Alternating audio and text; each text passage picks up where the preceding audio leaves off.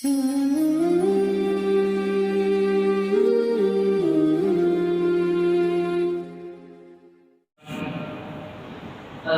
لله وكفى والسلام على عباده الذين اصطفى وأصلي وأسلم على نبينا المصطفى وعلى آله وصحبه نجوم الهدى وقادة التقى أما بعد فأعوذ بالله من الشيطان الرجيم بسم الله الرحمن الرحيم قل إن كنتم تحبون الله فاتبعوني يحببكم الله ويغفر لكم ذنوبكم والله غفور رحيم صدق الله العظيم. وقال النبي صلى الله عليه وسلم من أحب سنتي فقد أحبني ومن أحبني كان معي في الجنة. وقال النبي صلى الله عليه وسلم في مقام آخر من نوقش الحساب أو كما قال النبي صلى الله عليه وسلم جس دور میں دنیا آسان تھی وہ زمانہ اب ہم بھول گئے. جس دور میں دنیا آسان تھی وہ زمانہ اب ہم بھول گئے. اوروں کو جگانا یاد رہا تو ہوش میں آنا بھول گئے. اذان تو اپنی ہوتی ہے مسجد کی فضا میں اے انور. اذان تو اپنی ہوتی ہے مسجد کی فضا میں اے انور. جس ضرب سے دل بھی جاتے تھے وہ ضرب لگانا بھول گئے. منہ دیکھ کیا آئینے میں پردہ نہ دیکھا سینے میں. منہ دیکھ کیا آئینے میں پردہ نہ دیکھا سینے میں. دل ایسا لگایا سینے میں مرنے کو مسلمان بھول گئے. محترم بھائی اور بزرگوں اور نوجوان ساتھیوں، کسی بھی کام کو کرنے کے لیے جو ذریعے اور اصول کار کرنا ہوتے ہیں، یا تو کوئی کام شوق اور محبت سے ہوتا ہے یا ڈر اور خوف سے ہوتا ہے. چاہے وہ دنیاوی کام ہو یا اخروی کام. جب بچہ چھوٹا ہوتا ہے، بے شعوری کے دل میں ہوتا ہے، تو والدین کی ڈر کی وجہ سے اسے بھول جاتا ہے. اسی لیے آپ دیکھ لو معاشرے میں وہ بچے جو اپنے گھر والوں سے نہیں ڈرتے وہ تعلیم یافتہ نہیں ہو پاتے. ابھی اسکول جو بچہ جا رہا ہے وہ ڈر کی وجہ سے جا رہا ہے. والدین کا ڈر، پیرنٹس کا ڈر، اساتذہ کا ڈر، ٹیچرز کا ڈر. لیکن جب یہی بچہ بڑا ہو جاتا ہے، سمجھدار ہو جاتا ہے، تو اسے انٹر اور ہائی اسکول اور انٹر کر لیتا ہے. تب اسے تعلیم سے محبت ہو جاتی ہے، شوق پیدا ہو جاتا ہے اور یہ سوچنے لگتا ہے کہ میں بھی تعلیم حاصل کروں تاکہ عزتدار بن جاؤں. تعلیم کے ذریعے پیسے کما کر مالدار میں شمار ہو جاؤں. سماج اور معاشرے میں میرا بھی نام ہو، لوگ میری بھی عزت کریں، لوگ مجھے اپنے تعلیم کے ذریعے جانیں. اب اگر اسے بچے کو یہ کہا جائے کہ بیٹا تعلیم چھوڑ دو، مکمل نہ کرو، کلاسز نہ جوائن کرو، کالج اور اسکول نہ جاؤ، تو بچہ کہے گا نہیں مجھے تعلیم مکمل کرنی ہے. کیونکہ اب وہ اس مرحلے میں پہنچ گیا ہے کہ اسے تعلیم سے شوق اور محبت ہو گئی. میرے عزیزوں، یہی دونوں اصول کی اخروی زندگی کی کامیابی کے لیے بھی کار کرنا. اگر ہم چاہتے ہیں کہ آخرت میں کامیاب ہو جائیں تو ہمیں ان دونوں باتوں کو اپنے اندر پیدا کرنی ہوگی. یا تو ہمیں آپ سے محبت ہو جائے، آپ صلی اللہ علیہ وسلم کی تعلیمات سے محبت ہو جائے، آپ صلی اللہ علیہ وسلم کی سنتوں سے لگاؤ ہو جائے. اگر ہمارے اندر شوق اور محبت نہیں پیدا ہوتی، ہم یہ جذبہ اپنے اندر پیدا نہیں کر سکتے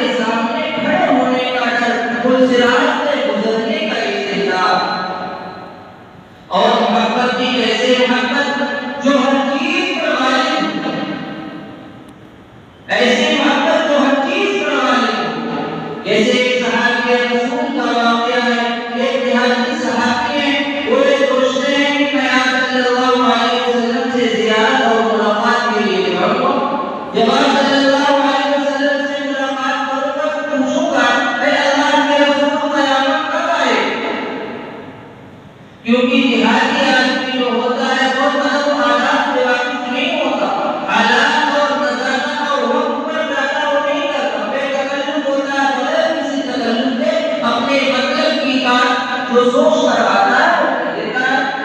جب مسجد نبوی میں داخل ہوتے ہیں تو سلام کرتے ہیں، السلام علیکم یا رسول اللہ، اے اللہ کے رسول آپ پر سلامتی ہو۔ آپ صلی اللہ علیہ وسلم صحابہ کے درمیان مسجد نبوی میں تشریف فرما ہوتے ہیں اور نظر اٹھاتے ہیں، دیکھتے ہیں کہ پیاری صحابی آ رہے ہیں۔ آپ صلی اللہ علیہ وسلم نے جواب دیا، ابھی جواب آپ کا مکمل نہیں ہوا تھا، کیوں فوراً پوچھ پڑے مدرسہ آیا رسول اللہ، اے اللہ کے رسول قیامت کب آئے؟ کیونکہ ذہن میں ایک خیال تھا، ایک سوچ کر آئے تھے کہ ہمیں آپ صلی اللہ علیہ وسلم سے یہی پوچھنا تھا۔ جب آپ صلی اللہ علیہ وسلم نے یہ سنا تو پوچھا کہ تم نے کچھ قیامت کی تیاری بھی کر رکھی ہے یا یوں قیامت کیے جا رہے ہیں؟ تو صحابی جواب دیتے ہیں، اے اللہ کے رسول قیامت کی تو کوئی خاص تیاری نہیں ہے، البتہ اللہ اور اس کے رسول سے محبت کرتا ہوں۔ جب آپ صلی اللہ علیہ وسلم نے اس صحابی کا جواب سنا تو آپ صلی اللہ علیہ وسلم نے ارشاد فرمایا، المرء مع من احب وانت مع من احببت، جو شخص جس سے محبت کرتا ہے اس کے ساتھ ہوگا اور تم جس سے محبت کرتے ہو اس کے ساتھ ہوگے۔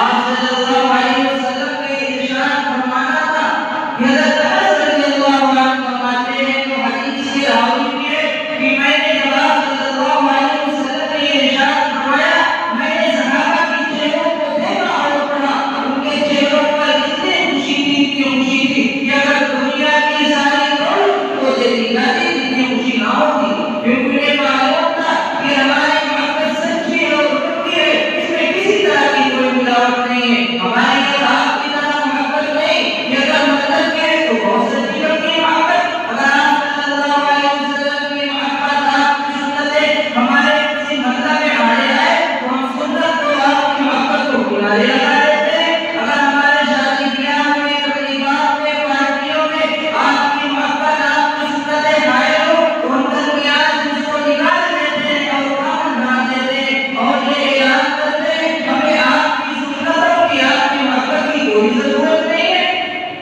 اگر ہم زبانی طور پر نہیں کہتے تو عملی طور پر ضرور کہتے ہیں۔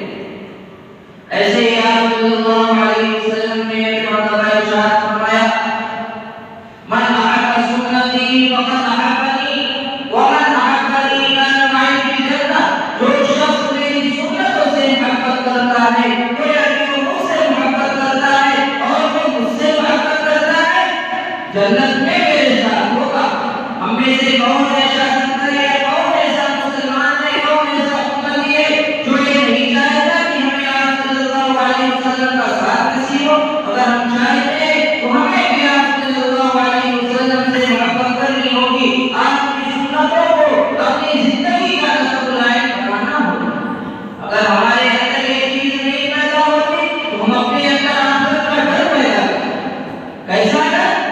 کہ ہمیں آخرت کا ڈر اس طور پر کہ ایک دن مرنا ہے، ہر ایک کو مرنا ہے، کوئی بھی ہو، عالم ہو یا جاہل ہو، مرد ہو یا عورت ہو، بچہ ہو یا بوڑھا ہو، دیہاتی ہو یا شہری ہو، عربی ہو یا عجمی ہو، ڈاکٹر ہو یا مریض ہو، ہر ایک کو جانا ہے۔ اگر ہم یہ سمجھ لیں کہ ہمیں جانا ہے تو یہ آسان ہوگا، عمل کی تیاری کرنا آسان ہوگا۔ ہر ایک کو آپ یہ سمجھے اس صحت کو اس وقت کو غنیمت جانے، کسی کو نہیں بتا رہے آپ سوچ رہے کہ ہم کمانے تک پورے ہوں گے تو کریں گے، ایسا نہیں ہے۔ ہماری مجلس میں ایسے بہت سے لوگ ہوں گے اور ایسے بہت سے لوگوں کو آپ جانتے بھی ہوں گے جن کی جوان اولادیں دنیا فانی کو چھوڑ کر چلی گئی اور وہ ہماری دنیا میں موجود ہیں۔ چھوٹے نوجوان بچے اور بچیاں اس دنیا کو چھوڑ کر چلی گئی، جوان ماں باپ موجود ہیں۔ اس لیے نہیں سوچنا ہے،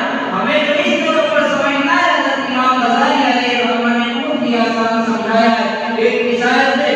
ایک بادشاہ ہوتا ہے اور نوکر کو بلاتا ہے اور کہتا ہے تم ٹوکری لے لو اور یہ ٹوکری لے کر جاؤ اور اس میں درخت باغ میں جاؤ اور اس سے اچھے اچھے پھل توڑ کر اس ٹوکری میں لاؤ، تمہیں بہت اچھے انعامات سے نوازا جائے گا۔ لیکن شرط یہ ہے کہ جس حصے میں تم داخل ہو جاؤ دوبارہ اس پہ گزر جاؤ اس میں نہیں جانا ہے۔ بادشاہ کے حکم کے مطابق وہ نوکر ٹوکری لے کر جاتا ہے، بعد کے حصے میں داخل ہوتا ہے، دیکھتا ہے پہلے حصے میں پھل بہت اتنے اچھے نہیں ہیں، یہ سوچ کر آگے بڑھتا ہے کہ اگلے حصے میں پھل اچھے ہوں۔ پھر اگلے حصے میں جاتا ہے تو پھل اچھے ہوتے ہیں، توڑنے والا ہوتا ہے، لیکن یہ سوچتا ہے کہ ہو سکتا ہے اس سے بھی اچھے پھل اگلے حصے میں ہوں۔ یہی کرتے کرتے وہ آخری حصے میں پہنچ جاتا ہے، اس گمان میں کہ اگلے حصے میں اچھے پھل ہوں گے، توڑ دوں گا۔ جب بالکل آخری حصے میں پہنچتا ہے وہ دیکھتا ہے درخت پر پھل نہیں ہے، بہت افسوس ہوتا ہے، ندامت کرتا ہے اور شرمندہ ہوتا ہے کہ بادشاہ سلامت کے سامنے رسوا ہونا پڑے گا اور مزید یہ کہ میں انعامات سے بھی محروم ہو جاؤں گا۔ تو میرے عزیزوں سمجھ رہے ہیں کہ وہ بادشاہ وہ اللہ رب العزت وہ بادشاہ وہ اللہ رب العزت ہے، وہ نوکر ہے انسان تو ہے اور وہ ٹوکری تیرا نام ہے اعمال ہے، وہ باغ تیری زندگی اور باغ کے مختلف حصے ہوئے، یہ تیری زندگی کے مختلف کلیات اور تمہیں اور وہ پھل ہوئے وہ نیکیاں ہیں تو تجھے توڑ کر اپنے نام اعمال میں داخل کر لیا۔ ایسا نہ ہو کہ کل آخری دن آئے اور اسی کی طرح ہمیں پچھتاوا ہو، کاش کہ ہم فکر کرتے ہو اپنے اعمال میں اپنے نام اعمال کے نیکیاں درج کرتے ہو اور آخرت کی فکر کیسے کرنی ہے، صحابہ کرام کیسے کرنی ہے۔ ایک مثال صحابی کی دیتے ہیں اور بات ختم کرتے ہیں کہ حضرت ابوبکر صدیق رضی اللہ عنہ سے بہت ناراضی ہے، اگر اس پورے زمین پر انبیاء کرام کی مقدس زبان کے بعد اگر کوئی لوگ دیا اشرف دیا کرتے ہیں کہ ہاں میں کوئی شخص ہے اپنے تو حضرت ابوبکر صدیق رضی اللہ عنہ کی شخصیت ہے۔ حضرت ابوبکر صدیق رضی اللہ عنہ صحابی ہے جن کے بارے میں آپ صلی اللہ علیہ وسلم نے ارشاد فرمایا میں نے پورے زمین پر تمام لوگوں کا حق ادا کر دیا سوائے ابوبکر صدیق رضی اللہ عنہ کے، ان کا حق اللہ تبارک و تعالی ہی ادا کرے۔ ابوبکر صدیق رضی اللہ عنہ ان کے بارے میں آپ صلی اللہ علیہ وسلم نے ارشاد فرمایا مسجد نبوی کے تمام دروازوں کو بند کر دیا جائے سوائے ابوبکر صدیق رضی اللہ عنہ کے دروازوں کو کھلا رہنے دیا جائے۔ ابوبکر صدیق رضی اللہ عنہ صحابی عشرہ مبشرہ میں سے دنیا میں رہتے ہوئے جنت کی خوشخبری سنائی گئی، لیکن فکر آخرت ایسی تھی کہ کبھی کبھی ذر و قطار ہونے لگے اور یہ کہتے اے کاش کہ میں درخت کا پتا ہوتا اور اونٹنی مجھے کھا جاتی اور میں میری بن جاتا تاکہ کل حساب و کتاب سے بچ جاتا۔ جب وہ اتنی بڑی شخصیت کے سوچ سکتی ہے ہم اندازہ کریں کہ ہم اپنے لیے کتنی فکر آخرت کرتے ہیں۔ ہمیں اپنی زندگی میں دو چیزیں لانی ہیں، یا تو ہمیں آپ صلی اللہ علیہ وسلم سے محبت ہو جائے یا آپ کی تعلیمات سے سنت سے اس سے محبت ہو جائے۔ اگر یہ جذبہ نہیں پیدا کر پاتے تو میرے عزیزوں اپنے اندر آخرت کا ڈر اور خوف پیدا کریں۔ جب یہ چیز پیدا کر لیں گے تو نیکیاں آپ کے لیے کرنا آسان ہوگی، کیونکہ غفلت ہے، بے فکری ہے، اس لیے آج انسان کوئی نیک عمل کرنے کی طرف راغب نہیں ہوتا، سوچتا ہے جیسے ہے ایسے چل رہے ہیں، جس دن آخرت ہوگی اس دن سمجھ میں آئے گا اے کاش انہوں نے کچھ کر لیا ہوگا۔ اللہ تعالی ہمارے اندر بھی ان دونوں باتوں میں سے کوئی بات پیدا فرمائے، کہنے اور سننے سے زیادہ عمل کی توفیق عطا فرمائے۔ وآخر دعوانا الحمدللہ رب العالمین۔